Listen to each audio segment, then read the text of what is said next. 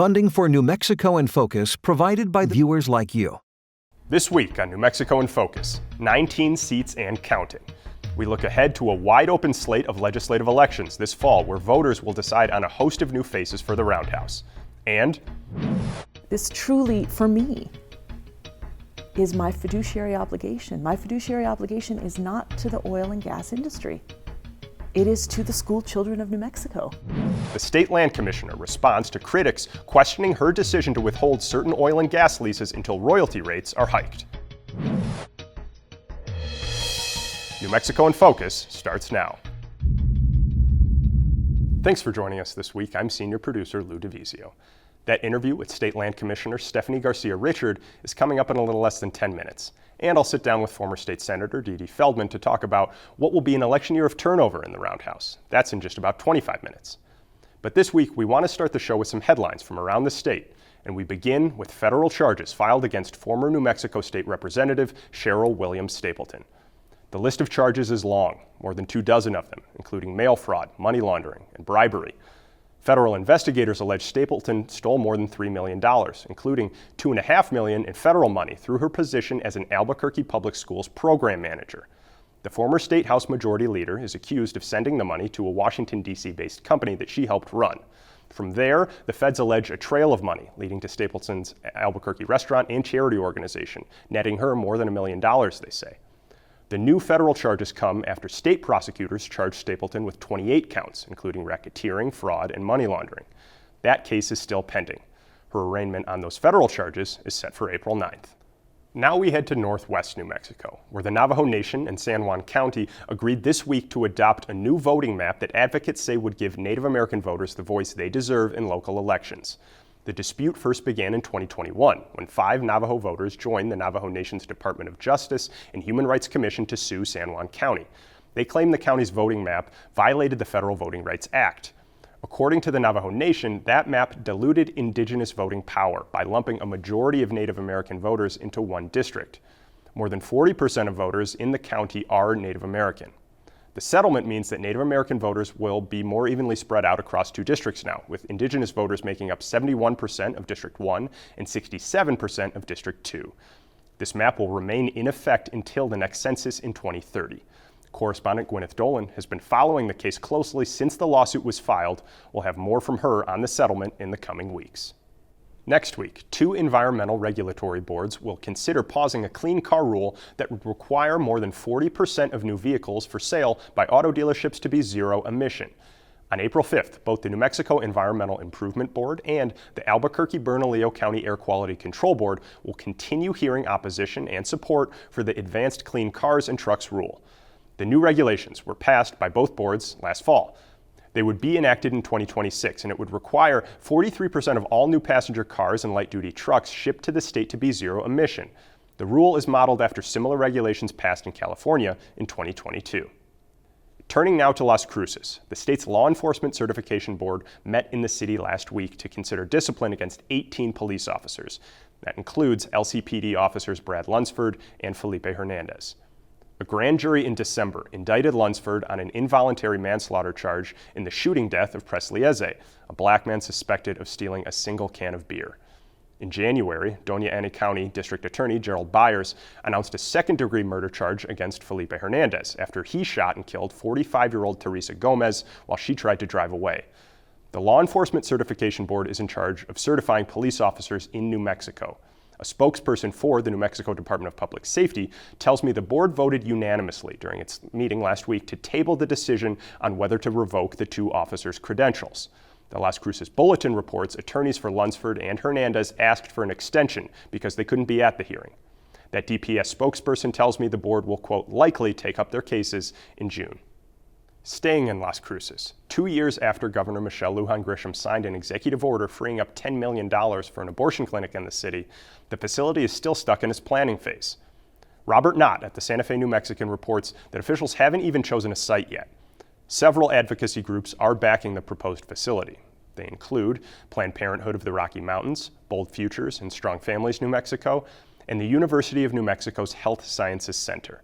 But at this point, a chairperson for UNM Medicine's Department of Obstetrics and Gynecology says there's still no real timeline for building or even buying a space to set up the clinic. State data shows 14 abortion providers are operating in New Mexico, including several telehealth providers that prescribe abortion pills. At least 6 clinics in the state provide a full range of services. Most of those are in Albuquerque. But there are 2 clinics in Las Cruces, including one that offers surgical abortion up to 16 weeks. It's not clear why there's been no movement on opening a new clinic in Las Cruces. Heading north to Santa Fe now. City leaders want to hear from residents on how they'll roll out a voter-approved excise tax on sales of high-end homes. City voters approved the so-called mansion tax by a margin of nearly 3-1 last year. It adds a 3% tax on home sales over $1 million. The Santa Fe Association of Realtors is challenging the city's legal authority to levy the tax. If it's upheld in state district court, the money would go into the city's Affordable Housing Trust Fund. That fund gives down payment assistance to home buyers, vouchers for struggling renters, and financial support to price-restricted affordable housing development projects. The tax could bring in about $6 million per year, according to a range of estimates. But Nathan Brown at the Santa Fe New Mexican reports the city wants input during its rulemaking process for the tax. The city is holding 2 meetings on April 22nd, one in person at 11:30 in the morning at the main library in downtown Santa Fe, and another at 2 in the afternoon over Zoom. The deadline for written public comment is 5 o'clock on April 23rd. The city says it plans to publish the final rule before the ordinance's May 28th effective date. If it keeps to that timeline, the tax will apply to transactions closing on or after that date. Now that does it for our headlines around New Mexico. My interview with State Land Commissioner Stephanie Garcia Richard is coming up right after this. That's where the real juice is now. The real juice is in primaries. And while there are a lot of uncontested seats in general elections between the Republicans and the Democrats, there are more and more contested primaries. And that's a national trend. That's not just in New Mexico. A state office that doesn't get much attention but oversees hundreds of millions of dollars in oil and gas revenue each year made it into the headlines earlier this month. The State Land Office announced in early March it would hold off on selling oil and gas leases on some of the state's most promising tracts until state lawmakers lock in a higher rate. That's after a measure to increase royalty rates from 20 to 25% of lease sales passed the State House in January, but died in the Senate Finance Committee. Stephanie Garcia Richard runs that office as State Land Commissioner. She explained her reasoning at the time through a statement to news organizations, saying, in part, quote, "I think it makes perfect sense to forego millions now in exchange for billions down the road," end quote. Reactions to the decision are mixed and fall largely along party lines. Several Republican state lawmakers are upset, with Representative Jim Townsend of Artesia calling it, quote, "pettiness at its finest." But Democrats like Senate Finance Committee Chair George Munoz of Gallup agree that holding out for a bigger payday makes the most sense. This week, I speak with Commissioner Garcia Richard to understand her department's vital role in collecting state revenue and to hear why she thinks withholding leases will help us cash in long term. State Land Commissioner Stephanie Garcia Richard, thanks so much for joining me here today. It's great to be here, Lou. Thanks. Now, I just explained a bit of background on your decision to withhold oil and gas leases on certain tracts of land. And I'll get there in this conversation in a second, but I want to just start with some background for our viewers. What exactly does the State Land Office do? Yeah, so can I just start by thanking you all for covering this issue? Sure. You know, for us, it's pretty front of mind. And you know, for your viewers that aren't familiar with the State Land Office, probably the most important office you've never heard of.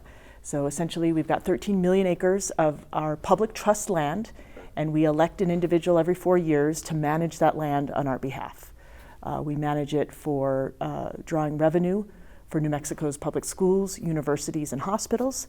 Last year, we made almost $3 billion, billion with a B, dollars on those 13 million acres. Can you expand a little bit more on where the money from those natural resource leases goes? So back before we became a state, there were a number of named institutions, named out actually in our state's constitution. We call them beneficiaries. And more specifically, they are New Mexico's K-12 public school students, most of the universities, including UNM in the state, a few hospitals, and then other various diverse institutions. But essentially, we say New Mexico's public schools, universities, and hospitals. That covers it. Okay. You lease the land. Who sets the royalty rate for those leases that generates that money? Great question. So on every other lease instrument we have at the State Land Office, so we've got Walmarts on state land, we've got affordable housing, every lease besides oil and gas, the State Land Commissioner can set whatever terms they deem appropriate for that lease. For the oil and gas leases, those are statutory. So those were passed by the state legislature back, decades ago, actually now 100 years ago. They are updated by statute by the state legislature, and so things including the rates that we can set for royalty are decided by the legislature. Understood. Okay, so staying with the state legislature, a royalty rate increase came up this past year, this year, as a matter of fact, and the proposal that failed would have revised that royalty rate from 20 to 25%. Can you give us a ballpark dollar amount for how much money that difference amounts to? And just to clarify, we've attempted this same effort. This is, I think, our fourth time that we've done it. Okay. So since 2019, we have been trying to pass this bill. So yes, it would take the royalty that oil and gas companies pay to us to develop our public minerals from 20% to 25%. And it is the LFC that has determined that would be an extra between $50 and $80 million per year extra revenue on these leases. But then the nice thing about that revenue, it goes into the permanent fund, where it would earn, the SIC estimates, between $1.5 to $2 billion additional dollars. Okay. Now, you've said that New Mexico's been charging below market rate for years. You mentioned 4 years now. You've been trying to increase it. How do you calculate that market rate? So there's a couple of different things that we can look at. We run our monthly lease sales on a national, it's essentially an online auction house that runs leases in the Permian Basin, where we're talking about now, but nationwide. And knows the rates that those leases go for, knows the parcels. So they have shared with us information that indicates folks are paying for leases in the area that we're talking about from other oil companies, from private landowners, other landowners, including Texas, that they are paying 25% for those leases. So within that same area, and we're talking about the premier prime tracts of the Permian Basin, those leases are going, we hear from either other landowners, we hear from the other state that shares the Permian with us, Texas, we hear from national folks who do oil and gas leasing, that the leases in that area, if they are premier, will go for 25%. Okay, forgive me for getting in the weeds just a little bit, but this webpage, who runs that webpage? And you're saying that these oil and gas companies are looking on a webpage, literally, and they see the royalty rates, and some are 25 and ours are 20. It's not that they see the royalty rate there, it's that the folks, so this online, it's called EnergyNet, okay? It is an online auction house, essentially. And folks can go and look at these leases, and they can bid for a 25% royalty rate. Okay. So bidders, if bidders would like to acquire these leases, they can bid that 25% royalty rate. Now, they can't bid for that amount on New Mexico leases because we are, like I said before, held at the 20% for our leases by statute. Okay. So the increase doesn't make it out of the roundhouse. What's stopping your office from issuing, say, a 1-year lease at the 20% that's set right now while waiting for another crack at the 25 increase this upcoming year? Yeah, so great question, Lou. Again, the terms of the lease are not set by the land commissioner. They are set in statute. So the terms of our lease are on 5-year lease terms, and folks who get these leases have that long amount of time to develop them, to get them into production. I will say that even if we did a shortened lease with the lower amount, we still would be leaving money on the table, because very often the earliest years of a lease are their most productive. Okay. So you want to save those productive years for when we have that 25%, ideally. Absolutely. And if we were to sign that now, we'd be locked in for at least 5 years based on statute. That's it. Okay. So when exactly did you come to the decision to withhold these leases? So I wish I could have said 6 years ago. I wish we thought of this 6 years ago, because the attention that we're getting from this decision, what it shows me is that these leases truly are lucrative, because we've done other withholdings before. So we withheld some tracts in the Chaco region. We did an executive order to say we're not going to lease within a mile of any school facilities. Neither of those two actions got near the attention that this action got. And I think the reason is because people understand that this is a lucrative play they're missing out on, okay? So we've been kind of thinking through, a number of different actions to really push this issue. We could potentially be sued by one of our beneficiaries for not doing our fiduciary duty, which is to bring in the best and highest value for this land. So absent a lawsuit from one of our beneficiaries to say, hey, land office, why aren't you charging market rate? Why aren't you charging the highest rate for the land that you manage on our behalf? Short of that, what we decided to do, and Lou, this is not an entire leasing ban. It is only on those premier tracts. And I made that decision after this last legislative session. Now, were you and your representatives involved in lobbying with the legislature this year to try to get that increase done? And what did you hear about why it didn't happen? I mean, you're going to hear a lot of things. So we tried to pass this bill in 2019. At that time, we heard, that the industry's doing so well. Why are you going to, add an additional cost to their bottom line? But when the bottom goes out of the oil and gas economy, we hear the very same thing. Oh, the industry's doing so poorly. Why would you kick them when they're down? I mean, this truly, for me, is my fiduciary obligation. My fiduciary obligation is not to the oil and gas industry. It is to the school children of New Mexico, and it's my job. The voters elected me to get the highest and best value for their public minerals. Now, Republican lawmakers, the New Mexico Oil and Gas Association, and the Albuquerque Journal editorial board have accused you of everything from pettiness to holding school children hostage to violating the state constitution. What do you have to say to those criticisms?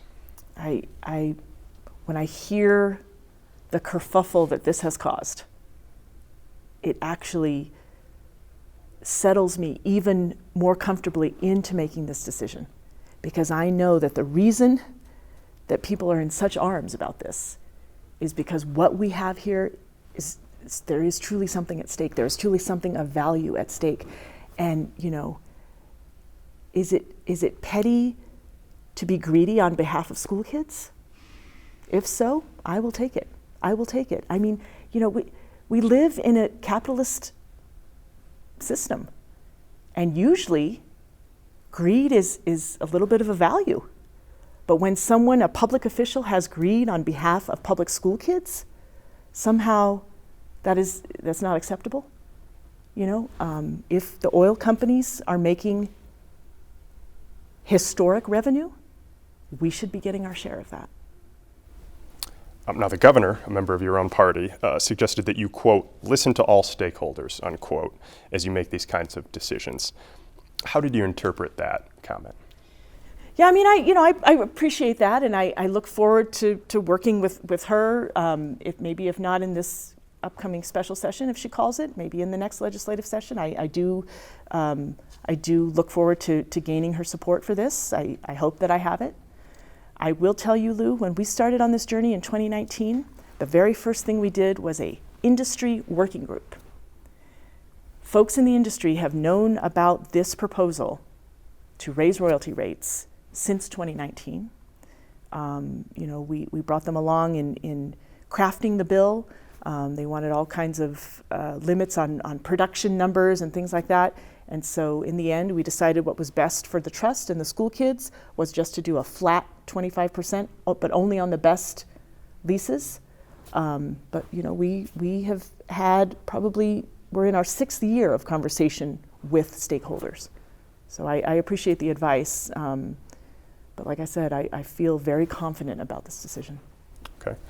Now that you've made that decision, what comes next? Are we relying completely on the state legislature to pass that increase next year?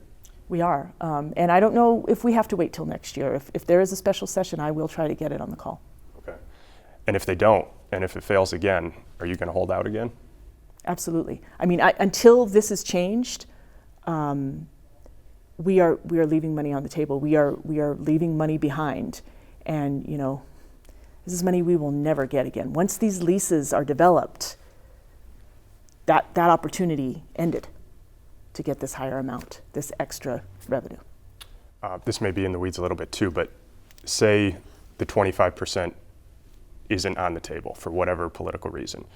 Is there a way to negotiate down the years of a lease? Right now they're set at 5, like you mentioned earlier. Could you try to convince state legislators to offer smaller leases so that we could generate some money in the meantime? I would love any opportunity for the land commissioner to have a little bit more leverage on the oil and gas lease, whatever that is. I would love to you know, offer that for myself or future land commissioners. So, you know, that's not necessarily off the table. Like I said before, once the lease is drilled and starts producing and starts developing, those early years is what we really want to capture. Okay. Now, I want to shift a little bit more broadly. We've been talking about oil and gas development. We know that has significant impacts on the environment locally, globally, but renewable development too. It has impacts on the environment. Solar farms. How does your office mitigate impacts like those now and into the future, especially as these projects grow and create more and more industrialized landscapes? Yeah, so the nice thing about, like I said before in the beginning of the interview, every other instrument that we enter into at the State Land Office, we set the terms, the commissioner and the staff set the terms. So the nice thing about the renewable energy leases is we can set whatever terms we deem to be necessary to protect wildlife, habitat, ecosystems. We have been putting together something we call best management practices.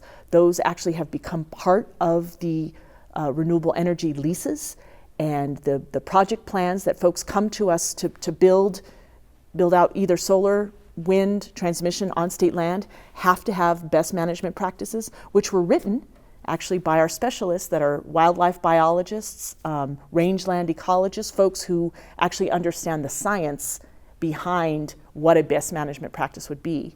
Not only that, you know, I don't know if you want to get into this whole other issue, but because we don't have control over the oil and gas leases, what happens after all of that infrastructure winds down and plugging those leases and bonding on those leases has not been, I would say, has not been fully covered for state land.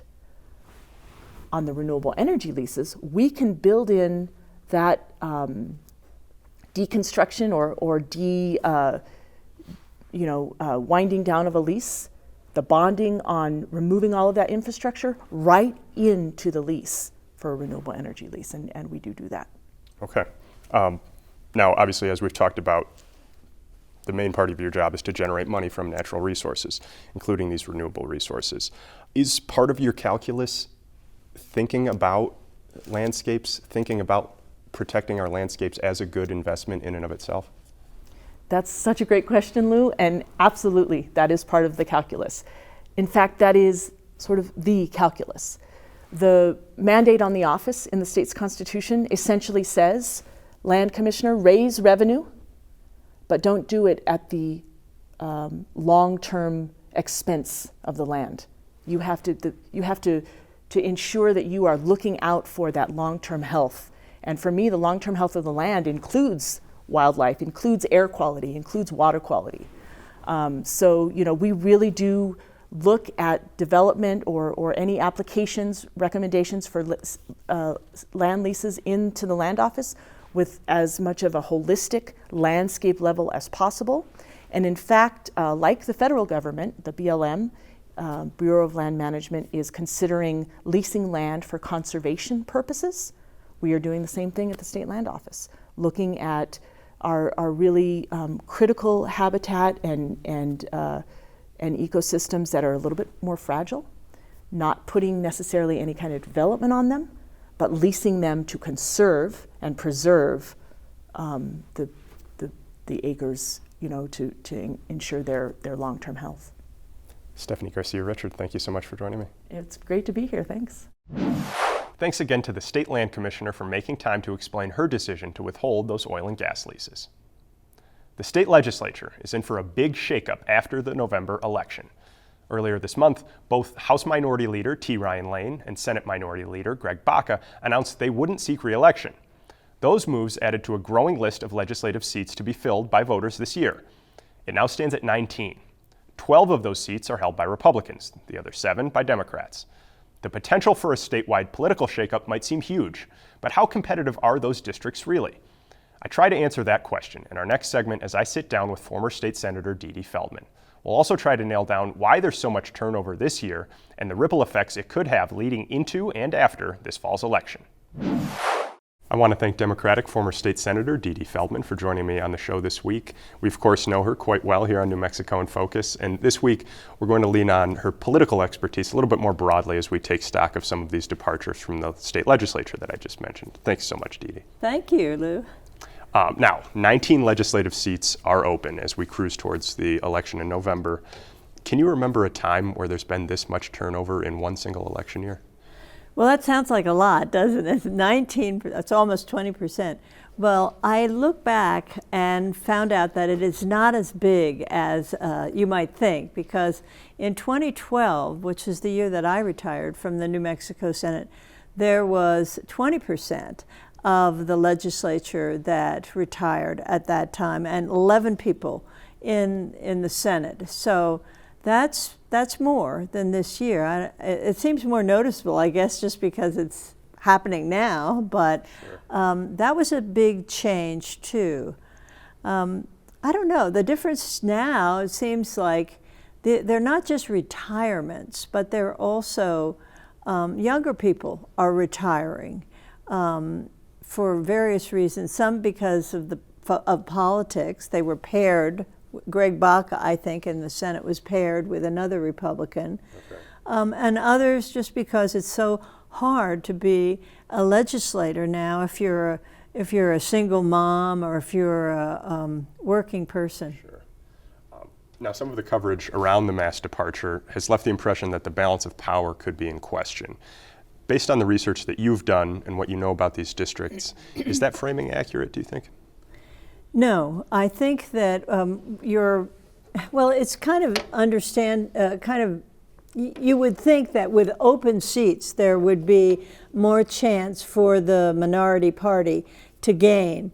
But it's not always true because it depends upon how the map is drawn. And I've looked at the 11 vacant seats in the House and 10 in the Senate. Of those, only 2 or 3 on either side, I think 2 or 3 on the Senate side and maybe 3 or 4 on the House side are swing seats that could actually go either Republican or Democrat. So, so it's likely that there won't be that much partisan change. And remember that the vast majority of the people that are stepping down this time are Republicans, and they are in safe seats. So it's most likely that a Republican will take their place and not a Democrat. So, and the same is true for the Democrats. For example, Gail Chasey, that's a solidly Democratic seat. So you don't expect a Republican pickup there. Okay. Yeah. Now, purely from a political science perspective, let's talk about how competitive the New Mexico legislature is and how that plays into the decisions from these lawmakers to outright leave or just decide not to run for re-election. Well, the national organization Ballotpedia says that the New Mexico legislature is not very competitive, even when you factor in the large number of contested primaries. But what that boils down, and it's about 30% competitive, and that's not very good, and it's getting worse. It's getting worse since 2010. I think it was their first one. And you can measure that also by the number of open seats. There are open seats, but they're not contested or competitive open seats. So it's not very competitive. The seats you would think would be competitive because there's no incumbent. See, that's the conventional wisdom, that when there's no incumbent, then it's more competitive for the opposition party. But when the lines are drawn by the legislators themselves to protect the incumbents, whether they be Democrats or Republicans, then the turnover is much less. Okay. Much less. What's the impact of a lack of competition, both for the electoral process, but also for the social discourse and the political discourse in our state, for the public who are watching these races and trying to get ideas in their heads? Well, just consider this, Lou. In the Senate, for example, this year, there are 11 or 12 seats that are completely uncontested in either the general or the primary. And in the House, it's even worse. 37% of the seats in the House have no opposition in either the primary or the general. Well, in other words, they're shoo-ins, and they're shoo-ins because they're safe districts. So what does that do to the general public, this lack of competition? Well, it makes you less likely to vote. Who wants to vote? And if the results are preordained. And also, it makes people less likely to want to run for office. So, it's harder to recruit candidates to run in a seat which they know they will lose, because the registration edge of Democrat to Republican is such that they can never rise above a certain level. So, it's very discouraging. And what it does, I think, is it diminishes civic engagement across the board. People don't feel that they have power to change things in Santa Fe. And so therefore, why should they participate in those issues, in those elections? Okay, now you mentioned this briefly, but primary elections. Yeah. What have you found about competition in those versus in the general, and how are those competitive races in primaries rather than in the general? How does that affect political discourse within parties and for voters too? Well, that's the key question, because that's where the real juice is now. The real juice is in primaries. And while there are a lot of uncontested seats in general elections between the Republicans and the Democrats, there are more and more contested primaries, and that's a national trend. That's not just in New Mexico. So in the Senate this year, 26% of the seats are contested in primaries. And let's see, in the House, I think it is 17% are contested in primaries. So what that means is the debate becomes directed toward the fringes. So in order to get elected in a Republican primary, you have to get those voters on the fringe. And in order to get elected in a Democratic primary in a safe district, let's say like the North Valley, where I was the senator, you have to please those people who are on the fringes, who are also most active voters in primaries. So what does that do? Well, it elects more extreme candidates on either side. And then once they are elected, because they usually face no general election opposition, that makes compromise coalitions much more unlikely during the session. So it sort of makes the partisan divide deeper, And it also, I think, has and encourages people who are in the minority party and even some that are in the majority party to not want to be legislators anymore because it's too vicious. It's too frustrating on either side to hear the same ideological remarks all the time, rather than the more practical efforts to solve problems that the state faces. Okay. Now, so we've established we have no reason to believe that Democrats will lose the control of the majority in either the House or the Senate. I say that. I say that of the open seats, there are not many swing seats. But some of the districts which have incumbents, sitting incumbents, are swing districts. Okay. So, for example, the Corrales district in Albuquerque, which has an incumbent there, a Democratic incumbent, that's a swing district. And some of the seats up in the Heights of Albuquerque that have incumbents, I would say Senator Martin Hickey's district, for example, Senator Mark Moore's district, that's a vacant seat. But Hickey's he's the incumbent. That could be a swing seat too. So and also down near Socorro, Tara Jaramillo, her seat will be contested by, the longtime Republican representative who ran for governor and lost. So those seats can be swing as well. Okay. So it's not preordained. Sure. But if I was to bet, I would bet that there will not be that much change in the numbers in either the Senate or the House. Understood. And if the majority and the minorities do stay the way that they are right now, what will this election say, or what could this election say about what kind of minority Democrats will have to work with from the Republican side?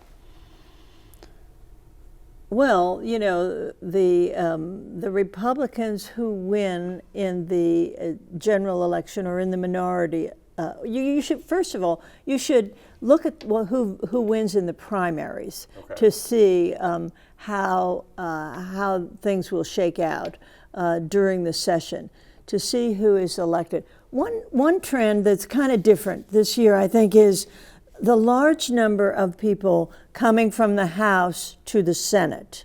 And we're seeing that, and there are 2 House members now that are running for the Senate, Natalie Figueroa and Candy Ezell.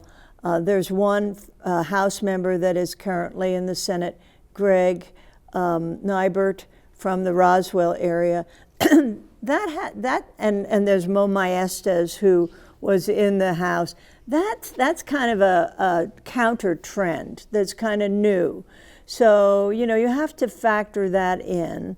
But, it could be, I think the conventional wisdom is that the Republicans will get more extreme and the Democrats who face primaries.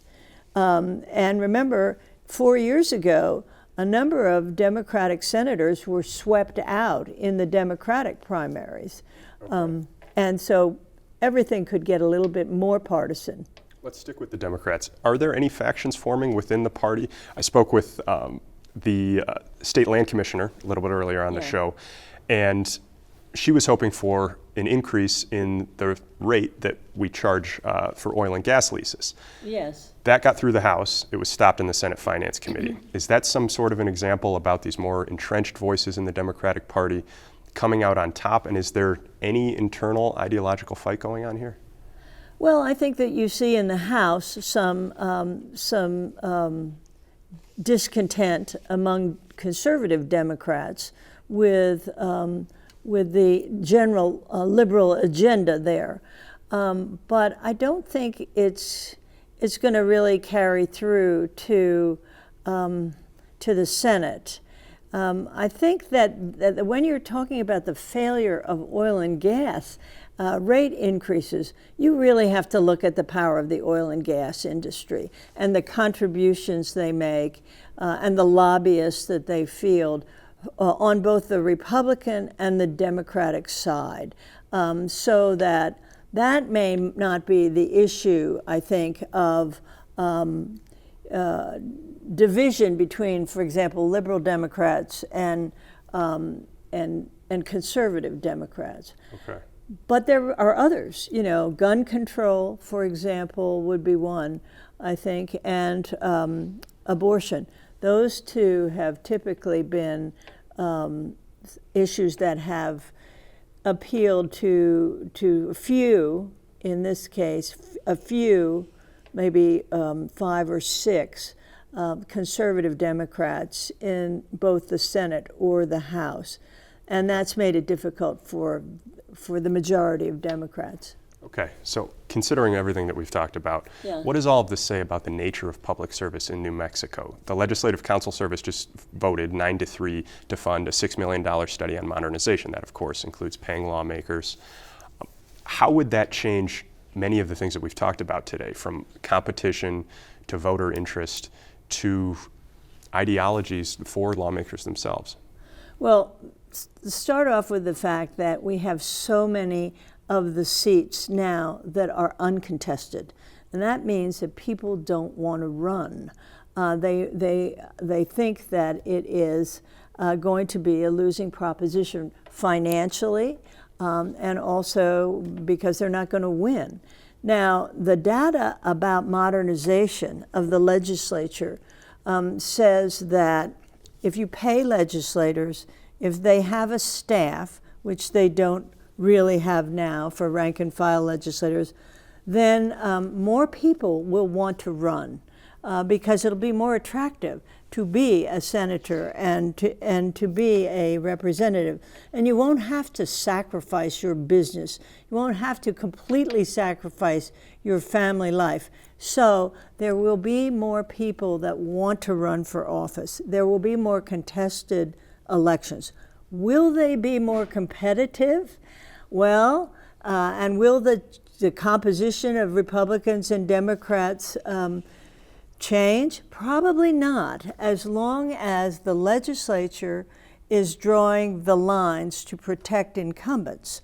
Then that will sort of freeze the map so that even though you have more contested elections and more civic participation, the outcome may not be that different.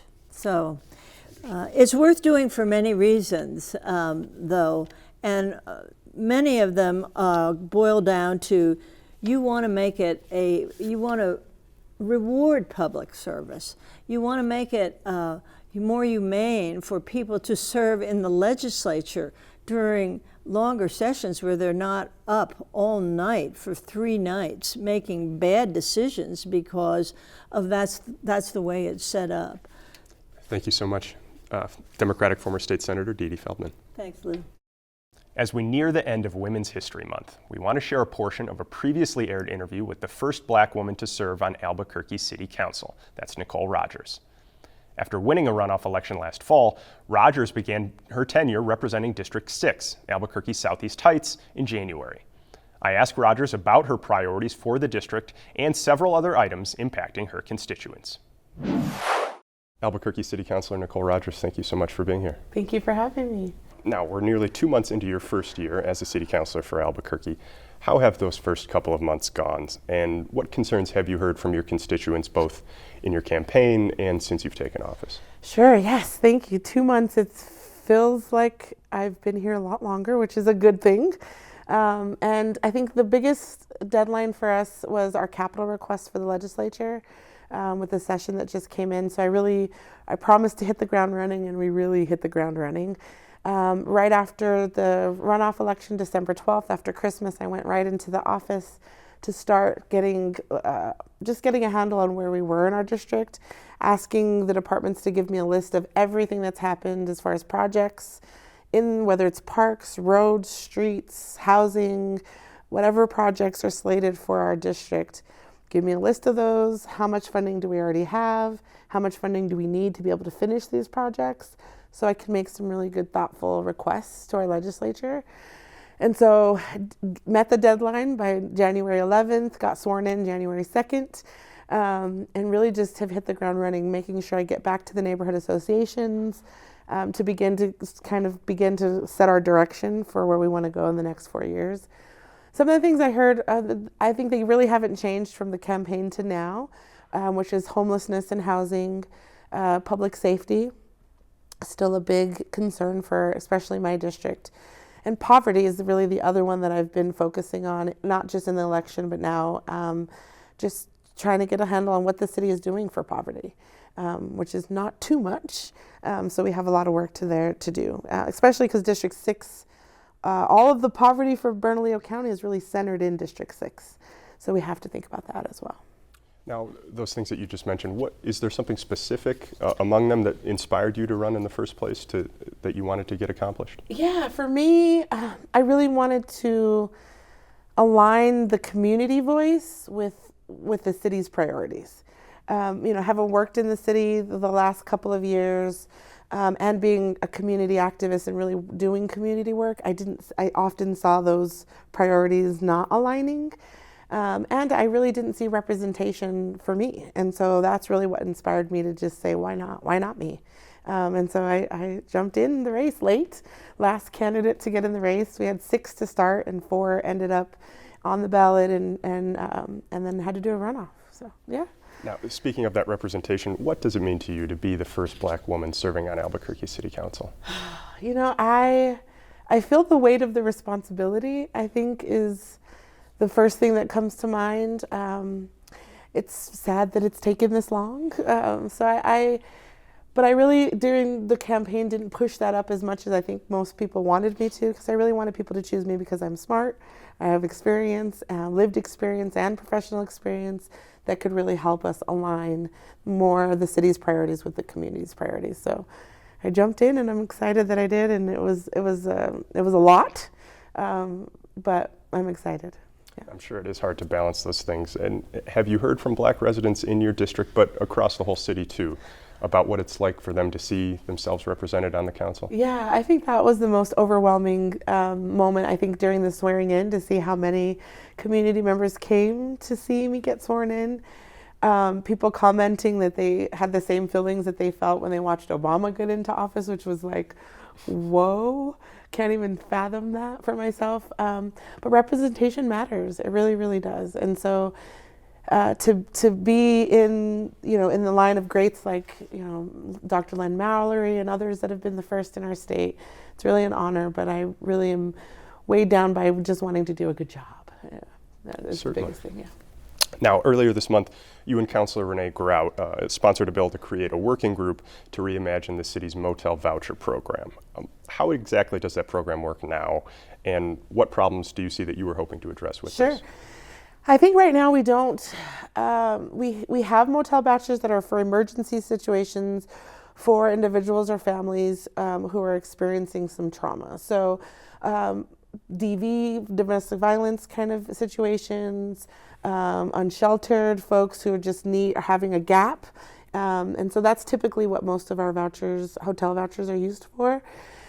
But what I don't see is more collaboration amongst not only just city departments, but also the hoteliers that are accepting those vouchers, making sure that we're taking their needs into consideration when we're housing folks that are in trauma. It could potentially, cause some issues for some of the hoteliers. So we really want to bring a team together of folks with lived experience who've used the voucher system, people who have administered vouchers, and hoteliers who can come together and really talk about how to make that a better process for folks so that we can maximize the dollars that we have for that, which is quite a bit. I mean, we have, I want to say, over $5 million for motel vouchers.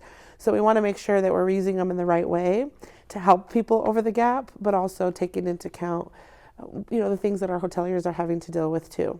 Now, during last fall's race, you campaigned on introducing a pilot universal basic income program to address poverty in the city. What exactly would this program look like, and have you had any progress introducing it into council? No, we haven't introduced it yet. The great thing is we already had the groundwork laid for this. Previously in my work with cannabis equity, actually the legislation put forward that council did pass at the end of last year said we could use tax revenue from cannabis for a pilot for universal basic income. So that groundwork's already laid. Right now, I'm pulling together folks, like we have at Albuquerque for guaranteed basic income that I'm going to be engaging. I'm researching what other pilots have already been done in our state so that we can put together a really good pilot for Albuquerque. What I'm looking at is doing to be smart and have some alignment with some of our other issues in the city, specifically hiring for like police, frontline, firefighters, bus drivers, is doing it for students who are enrolled at CNM in these programs. So saying, hey, like you're already doing something to further your life, your career. Let's give you a little basic income to help you get over that hump in the hopes that you come work for us after you graduate. So that's kind of what I'm floating around with community to see how that would flesh out. But I think that would be a really great way for us to do two things at the same time, where we're helping folks over the hump, but also hopefully getting some more hires into our tough to fill jobs at the city. So yeah, I'm excited about that. We're going to be having some strategy sessions around poverty and around this universal basic income all in March. Okay. And so those dates are already on our website. You can go to those. You can RSVP to come and help give input about that, because I don't want to come up with all this myself. I really want to be focused on community helping me decide on these plans before we move forward. Now, I want to ask a few questions about the federal investigation into APD's DWI unit. Sure. Now, how has the situation, in your estimation, affected public trust in police, especially in District 6, where police have a historically strained relationship with the public? Absolutely. I think this definitely set us back. I think, especially, doing work with trying to strengthen those relationships with the Black community in police, I think definitely the trust has been lost. I think we were making some strides, but this definitely set us back. It's just no other way to say it. It's the truth. And so now we have to be more transparent than we're used to, and we have to be open and not be afraid to be transparent about what we need to do to make things better. Now, we'll keep an eye on that story, of course. Beyond what we've discussed already, what are your main priorities for the rest of your term as you finish up your first term, or start your first term, really? Yeah, I think for me, the priorities are aligning the city's budget with the community's priorities. My district desperately needs affordable housing. And I want to be very specific about what I mean by affordable housing, right? Because what's affordable for me, what's affordable for you could be different. So we need to be talking about housing on the entire income spectrum. In my district, we need low-income housing, and even some parts of my district, we need other housing price points. And so for me, I really want to see what we can do in our district to actually meet that gap, not just for low income or what we call affordable, but also for folks who can afford more. Because what it is doing, if you can afford $1 million house, it's hard to find one, right? And then you're going to here, and it's kind of pushing everybody back down the line. And so I think we need housing on all spectrums. So I'm interested in working, we had some developers that purchased the two big tall buildings, the old bank building on San Mateo and Central for housing. They want to do market rate and affordable. So I'm excited to see about that. We have food insecurities that we need to tackle right away. So I'm looking at what's happening with Walmart. Can we buy Walmart that closed? We're looking at the Walgreens across the street to see if we can purchase that, to try to get some fresh food there as soon as possible, either with our farmers through a farmers market that they can be at all week, not just on the weekends, because our farmers are still saying they have a lot of waste. And so let's fix that and get some food there immediately. So food desert, housing, public safety is a really big one, and encampments in my district. We have to have a stability site, and we don't. I mean, Gateway's supposed to be that. But again, if we only have one contractor who's handling all of homelessness for the city of Albuquerque, that's why we can't do more at the Gateway, because that particular contractor can't handle anymore. And so we have to do, as I'm really focused on who else in the community can help do this work, and how can I get some technical assistance to them to be able to just respond to those requests that we have for help. Especially with homelessness. So I really want to say to our community too that we need everyone to come to the table to come up with a solution that we don't all have to agree on, but let's talk about consensus, right? Like, I don't love it, but I can live with it, because we have some tough things facing our community and we have to work together. And a stability site is something we really need, and here, especially in District 6. City Councilor Nicole Rogers, thank you so much for your time and for being here on New Mexico in Focus. Thank you. Thank you so much. Thanks to all of our guests this week, including Albuquerque City Councilor Nicole Rogers. You can watch that entire previously aired interview on the New Mexico in Focus YouTube page. Thanks for watching. We'll see you next week.